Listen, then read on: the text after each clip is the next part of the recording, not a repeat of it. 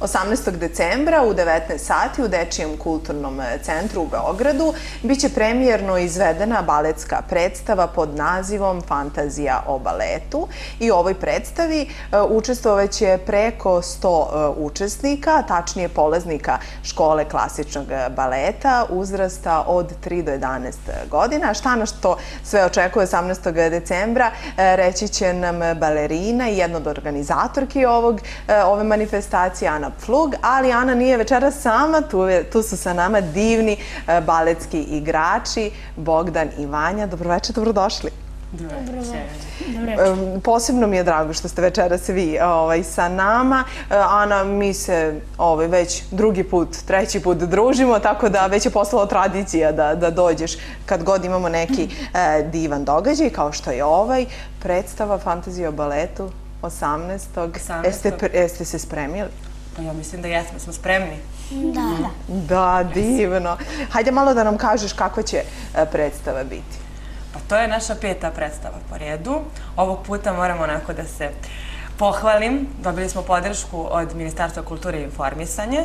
Predstava će se održati 18. decembra premijerno, 22. i 23. bit će repriza, odnosno to će biti 2. i 3. postava iste predstave. Predstava će se održati u Dečijem kulturnom centru.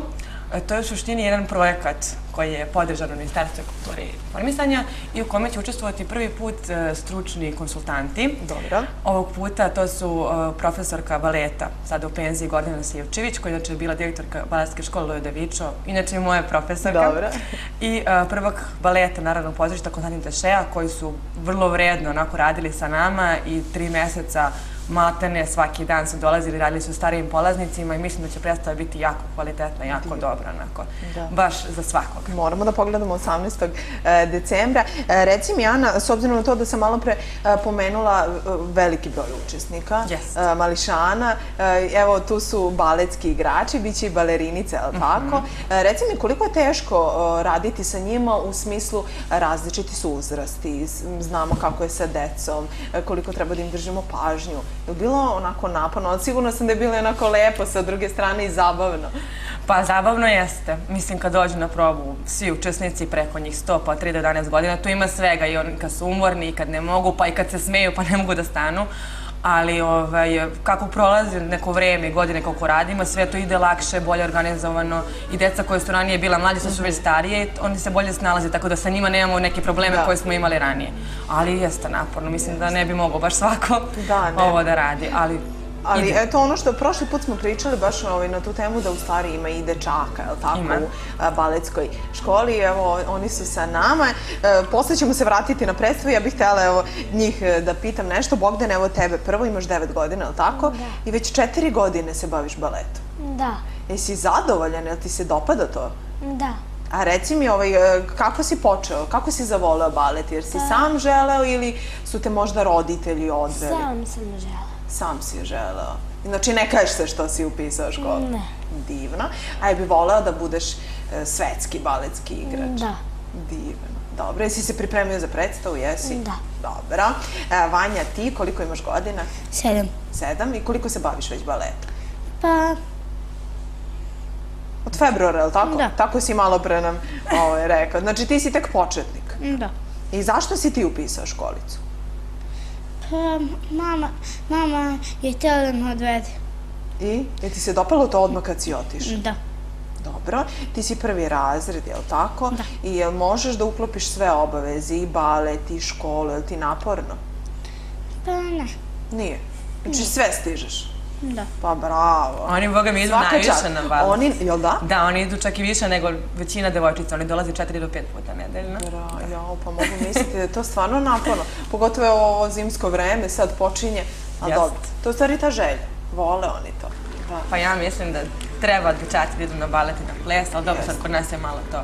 Jel tako? Čini mi se nekako da nema baš mnogo polaznika. Nema, pa teško je u suštini taj prvi korak učiniti. Posle toga kad krenu, onda i roditelji vide da to nije, mislim, neki baul, to je u suštini jako dobro i za njihov razvoj, mislim, zbog opšte kulture, daje neku osnovu za mnoge stvari, ali taj prvi korak otići u baletsku školicu, kasnije školu, to je najteže. Jeste, da, to si Mislim, većini se svide, mi imamo dosta dečaka, ali stvarno većina se oduševi, mislim, ne baš se ovako, i muzika i ta atmosfera, to je dosta drugačije nego neki sportovi gde idu u suštini navikli, gde ovo je onako nešto novo. Divno, da. Eto, gledamo ih i vi učestvujete, je li tako? Gledamo vas 18. Glavna uloga. Ana, rekla si 22. 23. je li tako? Isto 19 sati Jeste, u 19 sati. Dečijem kulturnom centru. Recimo, ajde malo da kažemo, radnja predstave prati, je li tako, jednu devojčicu Anu. Jeste. Hajde malo da nam Pa u opišeš. suštini, ova predstava je bazirana na našoj prvoj predstavi, ona se zvala Priča o baletu.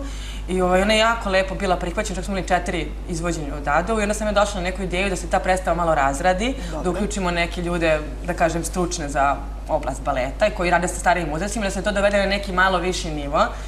I onda smo dodali tako dosta stvari, onda smo nazvali Fantazija o baletu, jer toliko smo maštali, toliko smo stvari uneli, novina, i imamo tad više dečaka i više učesnika i, da kažem, promenili smo naziv. Radnja prati, znači, jednu malu devojčicu, mi smo je dali naziv Ana, koja u suštini mama je vodi na baletske predstave i ona jednog dana, kad se malo porasla, odlučuje da i ona sama postane balerina.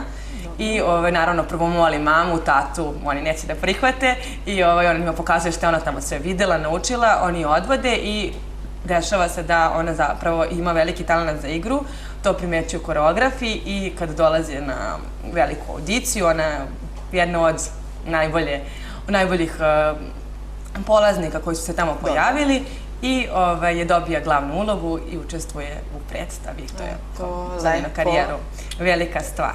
Da, eto i to je sve predstavljeno, je li tako, predstavi? Jeste, u 2 čina. U prvom činu su, da kažem, većinom mlađi polaznici, a u drugom činu su stariji, u drugom činu ima i više varijacije, pričaju onako malo i kroz neki mizanscen, dosta glume ima, ali podjednako su lepi, mislim možda drugi malo dinamičniji od prvog, ali s obzirom da su tu mlađi uzrasti, onda to je negde očekivano.